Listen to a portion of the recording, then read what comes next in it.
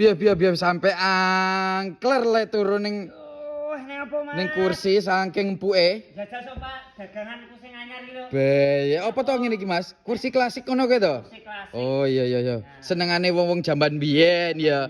Tapi zaman saiki digawe yo cek istimewa apa. Oh iya. Lah iki kok kaine kok halus tenan Mas iki. Halus tenan iki. Oh iya, oh bludru. Iya. Budru nek lho. Ngene iki piro regane Mas? 3.800.000 ae. Lah iki apa mau arep request Mas rupane pink ngono iso berarti. Pengen request pink kaya iki. Oh iya. Nah, iki yo iso. Oke. Bebas request Mas. Warna bebas request. Kombinasi piro ngene iki Mas? Kombinasi 1 Tiga. Oke, justice tenan iki.